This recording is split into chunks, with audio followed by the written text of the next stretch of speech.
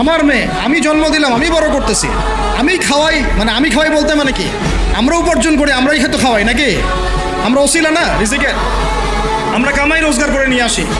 আমি খাওয়াই বলতে বোঝাচ্ছি আমরা কামাই রোজগার করে নিয়ে আসি, আমাদের ভালোবাসা দিই, মহব্বত করি, তিলে তিলে আদর মহব্বত দিয়ে বড় করি। আমার মেয়ে কেমন করে বাইরে যায়? কেমন করে বাইরে যাবে? কোন সাহসে যাবে? আমি বাবা হয়ে বেঁচে থাকতেও কীভাবে যাইতে পারে? গেলে ওকে একদম খাওয়ার বন্ধ করে দিবেন। আমার ছেলে বালেগ হয়েছে, নামাজে যাবে না কেন? যাবে না কেন? যদি না যায় আমি ওর খাওয়া বন্ধ করে দিব। শাসন করতে হবে সবসময়, কিন্তু মিষ্টি কথা চিরা ভিজে না।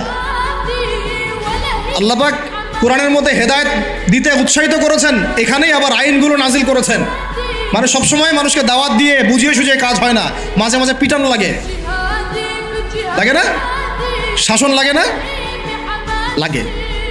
তো আমরা যদি আমাদের পরিবারের মেয়েদেরকে নিয়ন্ত্রণ করতে পারি, ছেলেদেরকে নিয়ন্ত্রণ করতে পারি, দেখবেন আস্তে আস্তে ইনশাআল্লাহ এটা কমে গেছে। আর যদি এভাবেই গা ছাড়া দিয়ে দেন, আমি বলেছি বেশি দিন লাগবে না, আর 10টা বছর পরে নাউজুবিল্লাহ আমরা আশ্রয় চাই আল্লাহর কাছে, এমনটা যেন না হয়। দেখবেন যে এটা এমন হারে বেড়ে গেছে যে ঘরে ঘরে সমকামিতা ঢুকে যাইতে পারে। নাউজুবিল্লাহ, এই তাদাত, এই সংখ্যা দিন দিন বাড়তেছে।